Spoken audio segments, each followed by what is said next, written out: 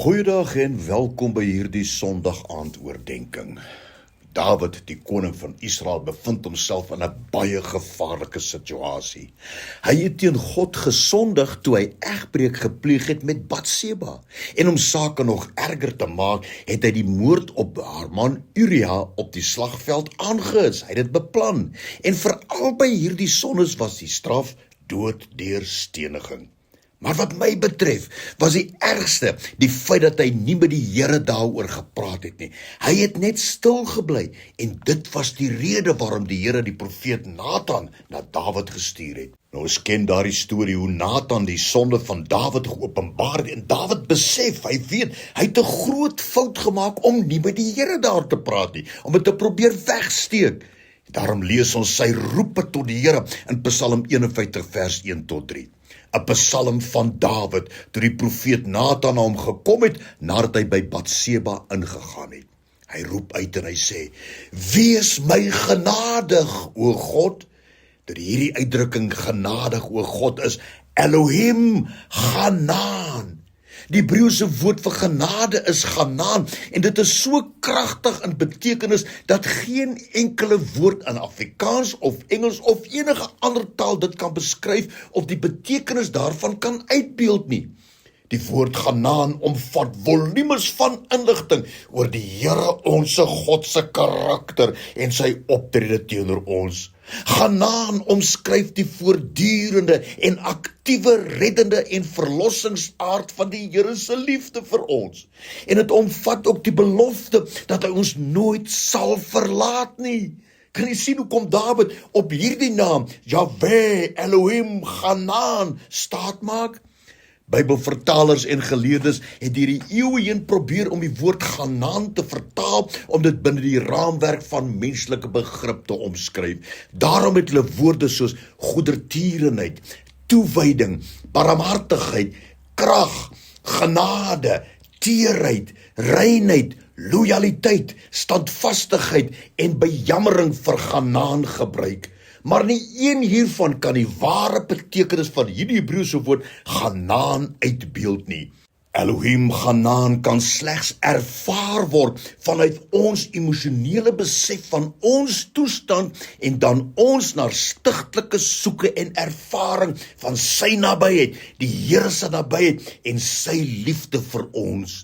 Dis eintlik 'n verklaring wat ons maak en sê, ag Here, ek is skuldig, wees my genadig, was my, reinig my, vergewe my, moet my nie verlaat nie.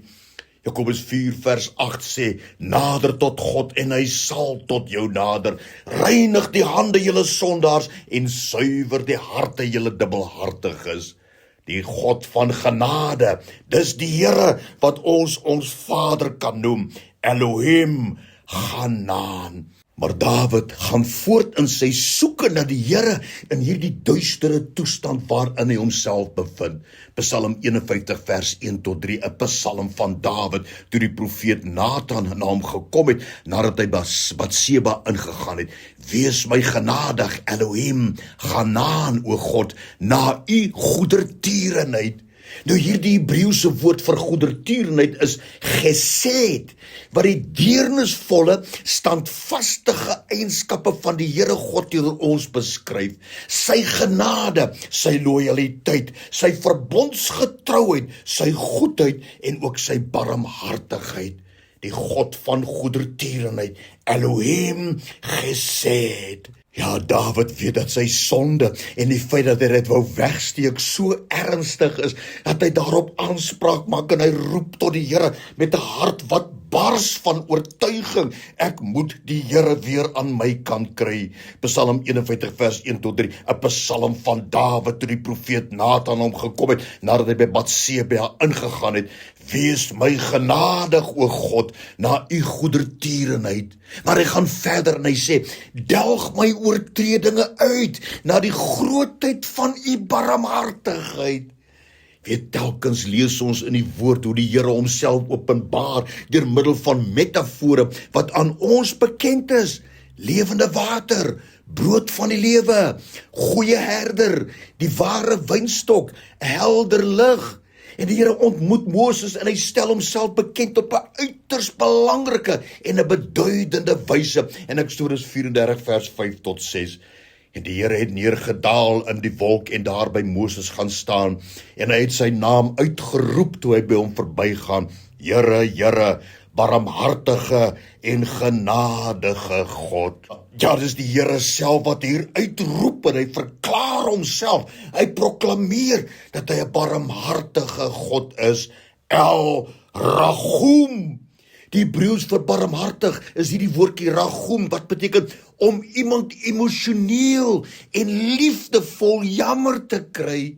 Die wortelvorm van hierdie woord rachum is die woord regem, wat dui op die moederskoot of die baarmoeder van 'n vrou wat swanger is. Regem, die baarmoeder, is die plek waar die ongebore baba gevoed, beskerm, beskut en liefdevol bewaar word. En hier in die moederskoot word die wonderwerk van bevrugting en beskerming van die kind gedefinieer in terme van God se deernis en liefde vir elkeen van ons. Die Here gebruik hierdie wonderlike metafoor van 'n swanger vrou, regem, om sy onuitspreeklike liefde aan ons te openbaar, deur homself te verklaar as El Rachum. In Jesaja 42 vanaf vers 8 lees ons die wonderlike gedeelte waar die Here uittrek om sy volk te verlos. Hoor dit hoe emosioneel ernstig die Here is wanneer hy uitroep in Jesaja 42 vers 8 tot 16. Ek is die Here, dit is my naam, en my eer sal ek aan geen ander gee nie, of ook my lof aan die gesneede beelde nie. Kyk, die vorige dinge het gekom, en nuwe dinge verkondig ek, voordat hulle uitsprei, laat ek julle dit hoor. Die Here sal uittrek soos 'n held, hy sal die ywer opwek soos 'n krygsman, hy sal die strydkreet aanhef, ja, hy sal uitskreeu teen sy vyande, en hom as 'n held openbaar. Is dit nie wonderlik nie? Maar luister nou hier, wat sê die Here verder. Ek het baie lank geswyg, sê die Here, ek het my stil gehou, ek het my bedwing, maar nou, ek sal uitskreeu soos een wat baar, ek sal hard asemhaal en hyg tegelykertyd, ek sal berge en heuwels woes maak en al julle plante laat verdroog, en ek sal riviere tot eilande maak en waterplasse laat opdroog, en ek sal blindes lei op 'n weg wat hulle nie ken nie, hulle laat loop op paai wat vir hulle onbekend is. Ek sal die duisternis lig maak voor hulle uit en die hobbelrige plekke gelyktes. Dit is die dinge wat ek doen en nie nalat nie. Kan jy nou sien hoekom Dawid aanspraak maak op die goedheid, die genade, die hulp en die nabyheid van die Here in Psalm 51? Ag, ek wil jou vandag aanmoedig, maak dan Psalm 51 ook jou nader, jou roep tot die Here. Wees ernstig as jy dit doen, want die Here, ons kan nie sonder hom nie. Roep uit en sê, Here, wees my genadig, o God, Elohim, Hanaan. Wees my genadig na u goedertierenheid, Elohim, Gesed. Delg my oortredinge uit na die grootheid van u barmhartigheid, El Rachum. Ontsondig my met hyssop dat ek kan rein wees. Was my Here dat ek witter kan wees as sneeu. Laat my vreugde en blydskap hoor. Laat my gebeente juig wat u verbrysel het.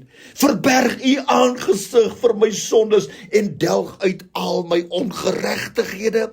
Skep vir my 'n rein hart, o God, en gee opnuut in my binneste van my 'n vaste gees. Verwerp my nie van die aangesig nie, en neem u Heilige Gees nie van my weg nie. Gee my weer die vreugde van u heil, en ondersteun my deur 'n gewillige gees. Red my van bloedskuld, o Here God, God van my heil. Laat my tong u geregtigheid uitjubel, want u is Elohim, Hanaan, die God van genade. U is vir my Elohim Gesed, die God van goedertierenheid, en u is ook vir my El Ragum, 'n barmhartige God. Ag Here, dankie dat ons U in ons lewens kan vasgryp met hierdie woorde, Here. En dankie dat ons hier kan sien, U is lief vir ons. Dankie daarvoor in Jesus naam. Amen.